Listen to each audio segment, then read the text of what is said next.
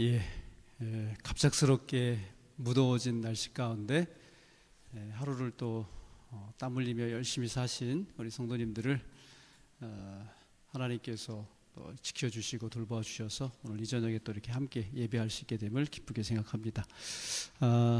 또 우리 부사리 교회의 김진희 장로님 장례식을 위해서 우리 또 서정교회 성도님들께서 또 마음으로 함께 해주시고 또 직접 참여하셔서 또 격려해 주신 그 모든 발걸음들에 대해서 또 감사를 드리고 하나님께서 복 주시기를 간절히 바라겠습니다. 오늘은 사무엘상 9장을 저희가 연구하는 날인데요. 오늘 말씀의 제목을 섭리를 따라 사는 삶, 섭리를 따라 사는 삶이라고 하는 제목으로 말씀을 증거하도록 하겠습니다.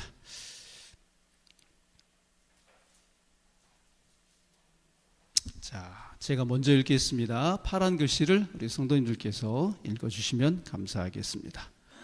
베냐민 지파에 기스라 이름하는 유력한 사람이 있으니 그는 아비엘의 아들이요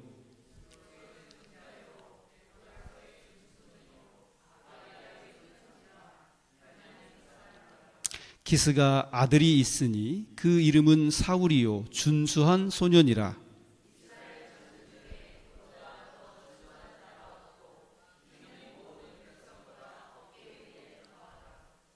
사울의 아비 기스가 암나귀들을 잃고 그 아들 사울에게 이르되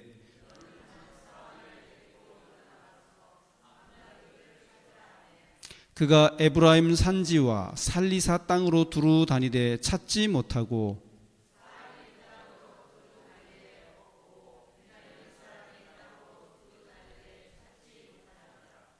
그들이 성읍으로 올라가서 그리로 들어갈 때에 사무엘이 마침 산당으로 올라가려고 마주 나오더라.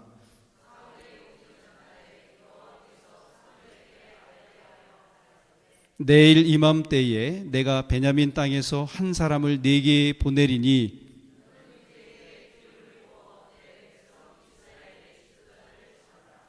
그가 내 백성을 블레셋 사람의 손에서 구원하리라.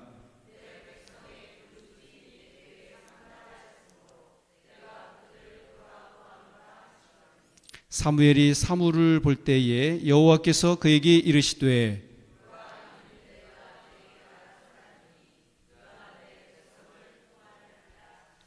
아멘. 사무엘상 9장을 읽어보면 조금 긴 내용입니다.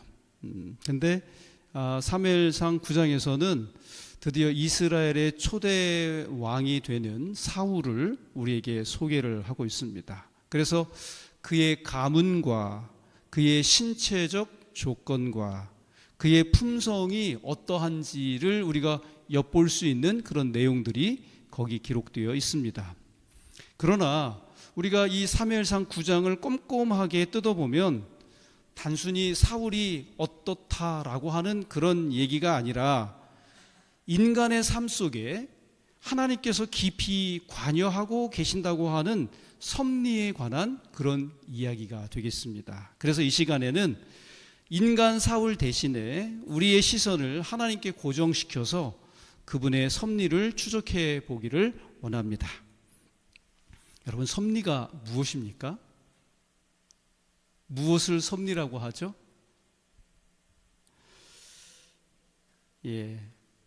여기 웨스트민스터 신앙 고백에 의하면 섭리를 이렇게 설명해 놓았습니다. 섭리란 하나님의 무한한 능력과 지식을 통하여 인간을 포함한 모든 피조물에 대한 그의 뜻을 이루는 하나님의 활동이다. 이렇게 설명을 해 놓았고요. 우리 국어사전에는 뭐라고 해 놓았을까 궁금해서 한번 열어보았더니 세상과 우주 만물을 다스리는 하나님의 뜻이다. 이렇게 설명을 해 놓았더라고요. 여러분, 그러면 우리가 가지고 있는 성경, 하나님의 말씀 성경에서는 이 섭리를 뭐라고 이야기하고 있을까요? 전도서 11장 5절에 보니까 다음과 같은 말씀이 있습니다. 바람의 길이 어떠함을 네가 알지 못함 같이. 빨간 글씨 뭐라고요? 만사를 성취하시는 하나님의 일을 내가 알지 못하느니라. 이게 성경에서 섭리를 정의하고 있는 말씀이라고 생각이 됩니다. 그래서 이 만사를, 인간사에 관계된 이 모든 일들을 우리 하나님께서 성취하시기 위해서 일을 하시고 계시는데, 거기에 이제 하나님의 뜻이 드러나게 되는 것이죠. 그것을 섭리라고 한다고 하는 것입니다. 그러면 우리가 성경을 읽을 때 하나님의 섭리가 나타난 그러한 상황과 내용을 우리가 찾아볼 수 있는데요, 성경에 나타난 섭리를 하나 찾아보자면 다음과 같습니다. 누가복음 2장 1절로부터 5절의 내용을 제가 한번 읽어보겠습니다. 이때에 가이사 아구스도가 영을 내려 천하로 다 호적하라 하였으니 이 호적은 구레뇨가 수리아 총독되었을 때에 첫 번 한 것이라. 모든 사람이 호적하러 각각 고향으로 돌아가매 요셉도 다윗의 집 족속인 고로 갈릴리 나사렛 동네에서 유대를 향하여 베들레헴이라 하는 다윗의 동네로 그 정혼한 마리아와 함께 호적하러 올라가니 마리아가 이미 잉태되었더라. 여러분이 잘 아시는 것처럼 무슨 기사예요? 예수님의 탄생 기사입니다. 여기 보면 가이사 아우구스투스라고 하는 사람이죠. 이 사람이 호적령을 내렸다는 것이에요. 호적령이 뭡니까? 호적령이 뭐예요? 쉽게 말하면 주민등록과도 같은 것입니다. 근데 위 로마의 황제인 가이사 아우구스투스는 이런 호적령을 내린 것일까요? 단순히 인구조사하려고 호적령 내린 것입니까? 그 이유가 뭐예요? 그렇죠. 세금을 걷기 위한 그런 일환인 것입니다. 그래서 어쩔 수 없이 나사렛에 살고 있던 요셉과 마리아도 어디로 갈 수밖에 없었어요? 자기의 고향인 베들레헴에 돌아갈 수밖에 없었고, 예수님께서 그때 해산 기한이 가까웠기 때문에 결국은 이 베들레헴에서 출생하시게 되는 것입니다. 우리가 잘 아는 것처럼 미가서 5장 2절에 그 말씀, 그죠? 베들레헴 에브라다야, 너는 이스라엘 고을 중에 가장 작지 아니하도다. 너를 다스릴 자가 내게로부터 나올 것이다 라고 하는 미가서 5장의 말씀이 성취되도록 하는 일에 지금 누가 쓰임을 받고 있습니까? 이 가이사 아우구스투스는 자기 나라를 부유하게 하고 세금을 걷어서 자기 행복하게 살려고 그렇게 세금을 거두려고 했지만, 그 일을 통해서 예수님께서 베들레헴에서 성취될 것이라고 하는 그 말씀이 성취되는 그런 놀라운 일이 일어나게 된 것입니다. 자, 그렇다면 오늘 우리가 이런 것들을 생각해 볼 때 이런 질문을 한번 해볼 수 있을 것입니다. 그러면 이렇게 지나가다가 강아지를 만나는 것도 하나님께서 섭리하십니까? 어떻게 생각하세요? 여러분, 화장실 가고 세수하고 밥 먹는 거, 이것도 다 하나님의 섭리 가운데 들어있습니까? 좀 그렇다고 말하기가 좀 그렇죠, 그죠? 그러나 이 세상에서 이루어지는 인간 활동의 아주 작은 부분이라 할지라도 그것이 하나님의 뜻과 관련된다면 그것이 뭐가 될 수 있다는 거예요? 섭리가 될 수 있다고 하는 것이죠. 여러분, 그럼 하나님의 뜻이 무엇입니까? 디모데전서 2장 4절에 보니까 하나님은 모든 사람이 구원을 받으며 진리를 아는 데 이르기를 뭐 하신다고요? 원하신다 그랬어요. 이것이 바로 하나님의 뜻이라고 하는 것이죠. 즉, 구속사. 하나님은 지금 타락한 이 세상이, 죄로 말미암아 타락해서 멸망받을 수밖에 없는 이 세상이 구원받기를 가장 원하시거든요. 그래서 이런 구원의 역사와 연관이 있을 때 그것이 섭리가 된다고 하는 것이죠. 제가 예전에 그런 얘기를 들었어요. 어떤 분들이 나는 이렇게 해서 구원받았다, 나 예수님을 알게 됐다, 교회 나오게 됐다, 이런 얘기를 쭉 하시는데 어떤 장로님이 자기는 산에 갔다 오다가 길거리에서 다 구겨지고 이렇게 쓰레기처럼 버려진 전도지 한 장을 주었다는 거예요. 근데 그거를 어떻게 그냥 우연찮게 읽어봤는데 마음이 끌리더라는 것이에요. 그래서 찾아온 교회가 우리 재림교회라고 하는 그런 간증을 들은 적이 있습니다. 여러분, 그거 섭리예요? 우연이에요? 예. 왜요? 그분이 그리스도를 알고 구원 얻을 수 있는 그런 놀라운 그런 기회를 거기서 가지게 됐기 때문에 틀림없는 거기에 뭐가 있어요? 하나님의 섭리가 있음을 우리는 알게 되는 것입니다. 자, 그러면 오늘 우리가 본문으로 읽은 사무엘상 9장에서는 어떤 섭리가 나타나 있습니까?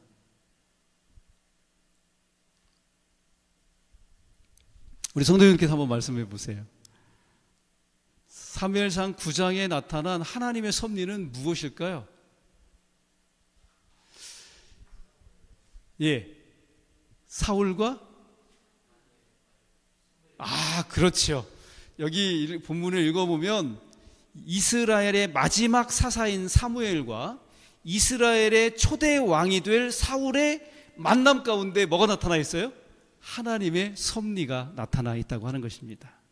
그러니까 하나님께서 이 두 사람을 만나도록 하기 위해서 사무엘에게는요 미리 알려주셨어요. 여기 15절과 17절에 보니까 사울이 오기 전날에 여호와께서 사무엘에게 알게 하여 가라사대 그렇게 하시고 17절에 사무엘이 사울을 볼 때에 여호와께서 그에게 이르시되 보라 이는 내가 네게 말한 사람이니 이가 내 백성을 통할하리라 하시니라. 그리고 하나님께서는 사무엘에게 사울을 만날 것을 미리 어떻게 하셨어요? 알려주셨습니다. 그런데 이 사울에게는 어떻게 하셨죠? 직접적으로 말씀해 주지 않으셨어요. 대신에 어떻게 했습니까? 사울의 아버지 기스의 재산인 소유인 뭐를 잃어버리게 하셨죠? 나귀를 잃어버리게 하셨어요. 결국 사울이 잃어버린 그 나귀를 사환과 함께 찾으려고 이곳 저곳을 돌아다니다가 마침내 누구를 만나게 되는 거예요? 네, 사무엘을 만나게 되는 것입니다. 근데 바로 이러한 이 두 사람의 만남을 위하여 하나님께서 인간 역사에 개입하시는 그런 모습을 오늘 우리가 이 본장에서 살펴볼 수 있다고 하는 것입니다. 자, 그런데 제가 오늘 이 섭리 안에서 하나님께서는 이 구원의 역사를 이루어가기 위해서 지금 이 이스라엘 역사의 마지막 사사였던 사무엘과 이스라엘의 초대왕 사울을 그렇게 만나게 하시는데 이 섭리 안에서 이 섭리가 이루어지는 가운데 사람들이 가지고 있는 이 품성이라고 하는 것 이게 어떤 역할을 하는지 한번 좀 살펴볼 필요가 있다고 생각이 됩니다.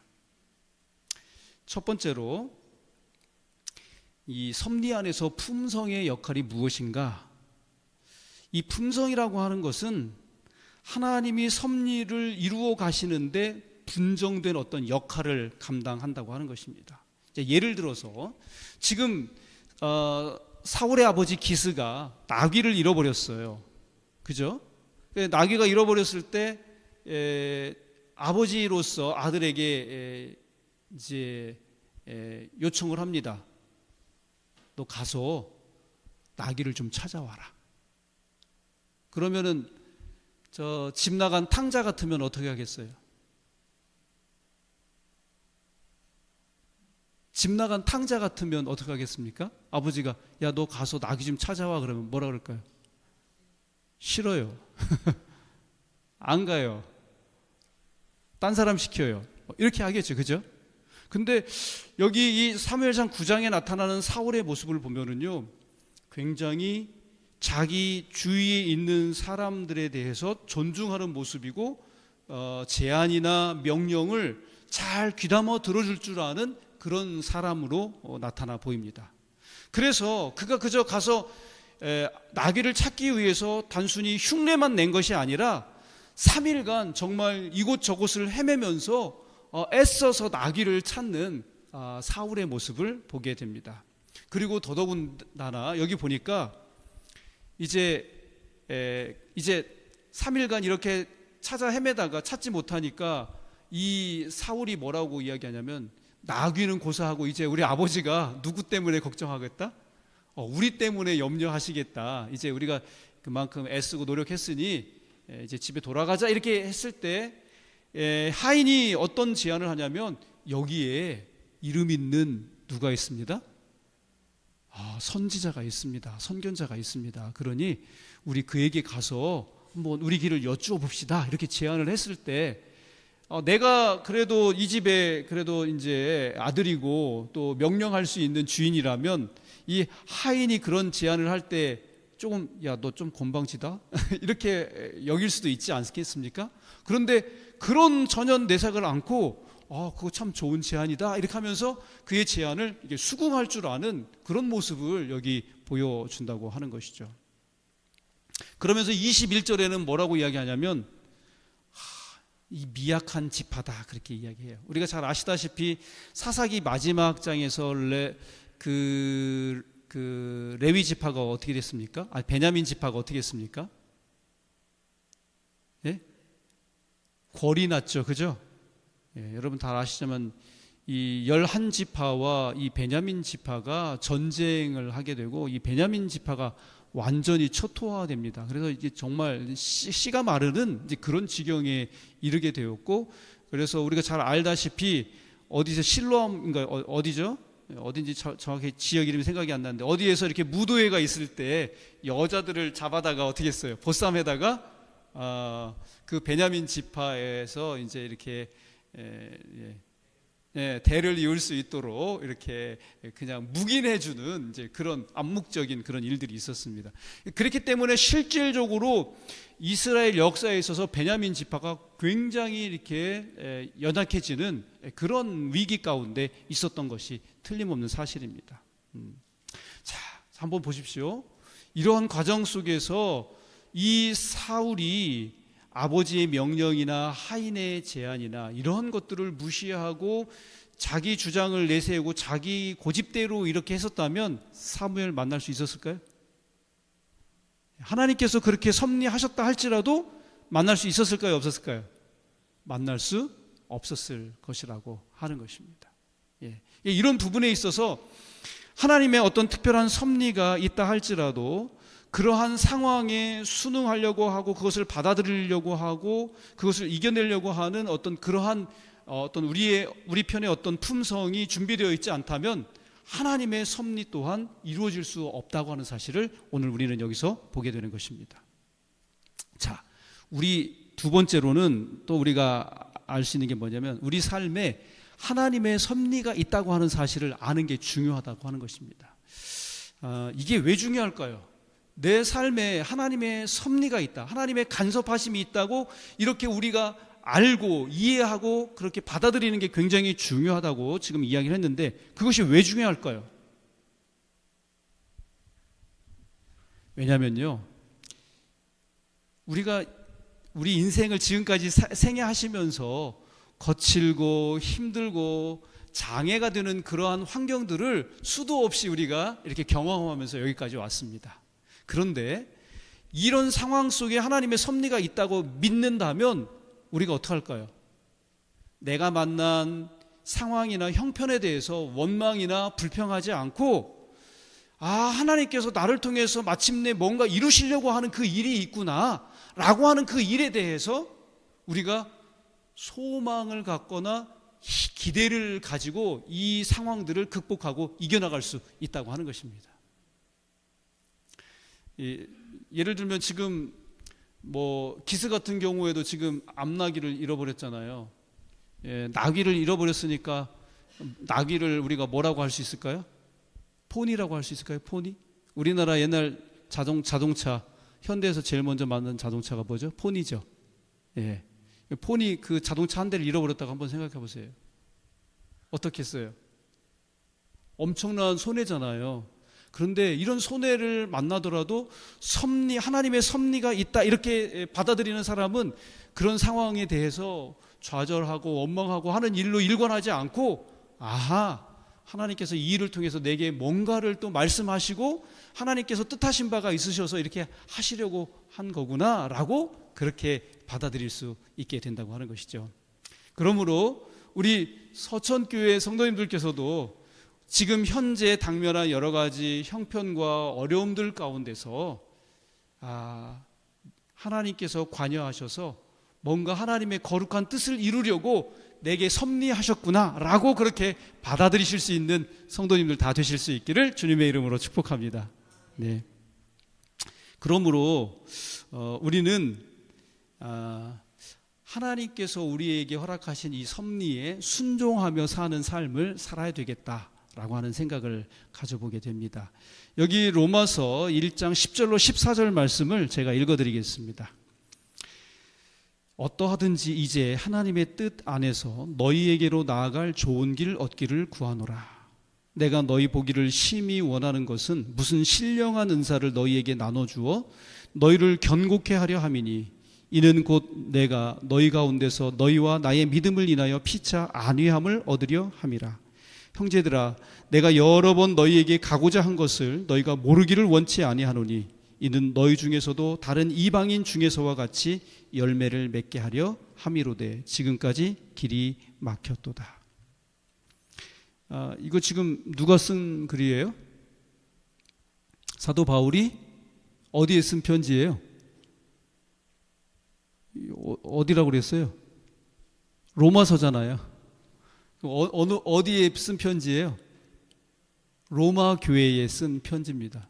사도 바울이 아직 로마에 가보질 못했어요. 여기 지금 빨간 글씨 너희에게로 하나님의 어떠하든지 이제 하나님의 뜻 안에서 너희에게로 나아갈 좋은 길 얻기를 구하노라. 사도 바울이 로마 굉장히 가고 싶어 했어요. 왜냐하면 로마가 어떤 곳이었기 때문에.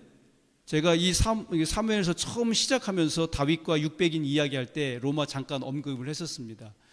그러니까 오늘날 사도 바울이 지금 살아있다면 사도 바울이 어디에 가서 전도를 하기를 원했을 것 같아요? 예? 로마에서? 요거를 이제 현재 시점으로 이렇게 우리 현재적인 관점으로 좀 한번 생각해 보자는 거예요.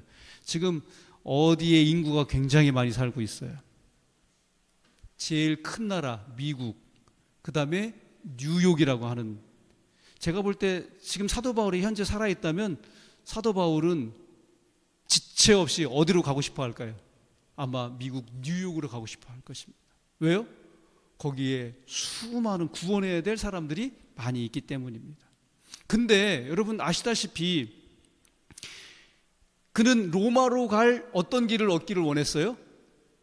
로마로 가는 좋은 길을 얻기를 구했어요. 근데 여러분, 사도 바울이 로마를 갈 때 어떻게 갔어요? 아시는 것처럼 어떻게 갔죠? 두 손과 발에 뭐 차고 갔어요? 쇠고랑을 차고 갔어요. 여러분, 저희는 사도 바울이 그렇게 간절하게 로마로 가려고 할 때 하나님 앞에 기도하고 정말 그렇게 그 로마에 가기를 꿈꾸었지만 그가 정말 좋은 모습으로 어쩌면 이렇게 환영을 받으면서 뭐 오늘날 같으면 뭐 비행기를 타고 가든지 벤츠를 타고 가든지 이렇게 좋은 모습으로 이렇게 가기를 원했는데 사도 바울이 그렇게 가지 않고 죄수의 모습으로 어디 갔다는 거예요? 로마에 가게 되더라고 하는 것이에요. 근데 여러분 이 부분에 대해서 깊이 한번 생각해 보셨습니까? 여러분, 예루살렘에서 사도 바울이 로마 병정들에게 사로잡히기까지 어떤 일이 있었어요? 아시아에서 온 어떤 유대인들이 이방인들하고 같이 있는 이 사도 바울을 보고서 어떻게 했냐면 이방인들을 데리고 사도 바울이 어디에 들어갔다고 생각을 한 거예요? 예루살렘 성전에 금지된 구역에 들어갔다고 그렇게 생각을 했었던 것입니다. 그래서 그 율법 폐기론자로 보여진 이 유대 민족에게 사울이 얼마나 정말 미웠는지 알 수가 없어요. 아주 정말 그냥 내버려 두지 않아요. 그래서 우리가 잘 알다시피 사도 바울이 계속해서 거기에 가이사랴에 머물러 있었더라면 그 사도 바울을 죽이기로 결의한 결사대가 있었잖아요. 그 유대 동족들에 의해서 결국은 어떻게 됐을까요? 사도 바울이 죽임을 당했을 거라고 하는 것입니다. 그런데 사도 바울이 죽임을 당치 않을 수 있는 유일한 방법이 뭐였어요? 로마 병사들에 의해서 보호를 받아야 됐어요. 근데 로마 병사들에 의해서 보호를 받을 수 있는 유일한 방법이 뭐예요? 죄수가 되는 길이었습니다. 정말 이 부분을 깊이 생각해 보게 되면요, 하나님의 이 섭리라고 하는 게 바로 이런 거구나. 그러니까 사도 바울이 그렇게 죄수가 되어서 쇠고랑을 차고 로마 병사에 의해서 보호를 받아야지만이 그의 생명이 보존될 수 있었고 안전하게 어디까지 갈 수 있었다는 거예요? 로마에까지 갈 수 있었다는 거예요.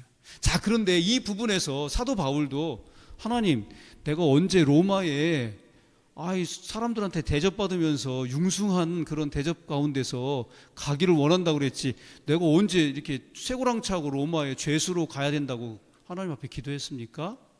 나 이렇게는 못 가겠습니다. 이렇게 했다면 사도 바울 어떻게 됐을까요? 그냥 예루살렘에서 죽었을지 모르겠습니다. 오늘 말씀을 줄이면서요,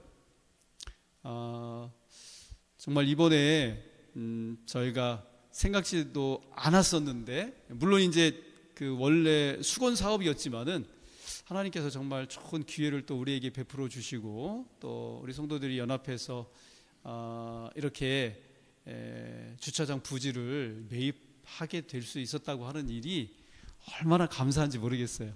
가만히 생각을 해보니까 하나님의 거기 섭리 있습니까? 네. 그리고 우리 성도님들이 또 생활하기도 사실 이제 벅차고 또 힘든 가운데 계신 분들도 많지만은, 그러나 연합해서 합심해서 또 이 일을 위해서 헌신하고 또 헌금 작정을 했다고 하는 사실은 정말 하나님 앞에 얼마나 감사한 일인지 모르겠습니다. 섭리에 순종하는 또 다른 한편의 모습이 아닌가, 저는 개인적으로 그렇게 생각을 합니다. 오늘 그렇게 순종하며 살기를 결심하고 또 노력하는 우리 서천교회 모든 성도님들에게 하나님께서 큰 복으로 이렇게 나누어 주실 것을 확신하고, 또 그런 일들이 우리 성도님들 가정에 아주 많이 일어나게 되기를 간절히 바랍니다. 오늘 말씀을 줄이면서요, 오늘 저희가 늘 하던 대로 다 함께 이렇게 기도하겠습니다. 우리 서천교회를 위한 하나님의 섭리를 분별하고 하나님의 섭리를 따를 수 있는 합당한 품성을 주시며, 내가 만나는 사람에게 하나님의 섭리를 이룰 수 있는 사람이 되게 해달라고 오늘 이 시간 하나님 앞에 기도하십시다. 그리고 부지 매입과 주차장 공사가 계약대로 잘 진행되고 또 사업주가 선한 마음을 갖고 공사에 임할 수 있도록 또 기도하십시다. 그리고 결심 전도에 참여할 나의 구도자와 강사 목사님들을 위하여 기도하십시다. 또 환우들을 위하여 기도하십시다. 네, 오늘 보니까 맨 앞에 우리 강금랑 집사님 이름이 보이시죠? 집사님이 코로나 이후에 몸이 많이 안 좋아지셨고 또 귀도 이렇게 많이 아프셨다고 그래요. 그래서 원래 저에게 전화 주시기로는 백투에덴으로 가시겠다 이렇게 하셨는데, 그 청하게 있는 그 쉼터로 가셨다고 오늘 우리 정다영 집사님에게 들었습니다. 우리 집사님이 그곳에 머무시는 동안 건강을 좀 많이 회복하고 돌아오실 수 있도록 기도해 주시고, 우리가 늘 위하여 기도하시는 분들을 위해서 또 함께 기도하도록 하겠습니다. 두 분 혹은 세 분 이렇게 기도하시면 좋겠습니다. 네, 같이 기도하시겠습니다. 우리 집사님 반주 부탁드립니다.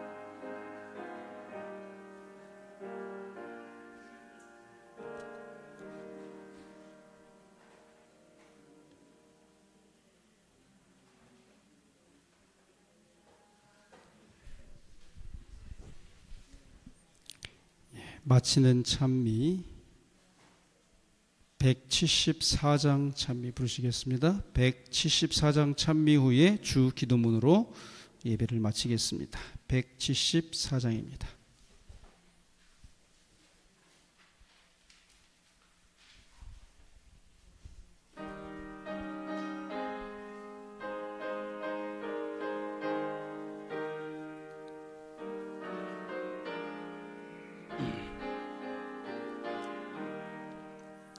그 이름 비길 때가 어디 있나.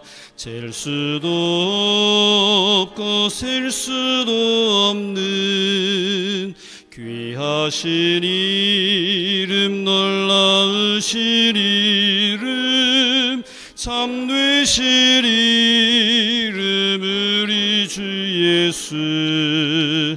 주 예수 이름 내가 생각할 때 내 마음속에 기쁨 넘치네.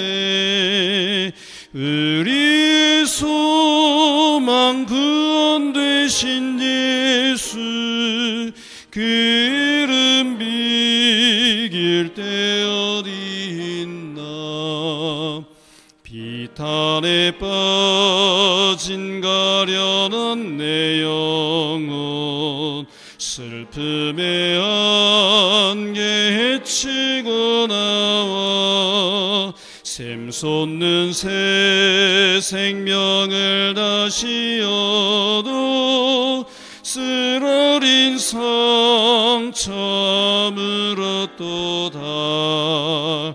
주 예수 이름 내가 생각할 때 내 마음속에 기쁨 넘치네.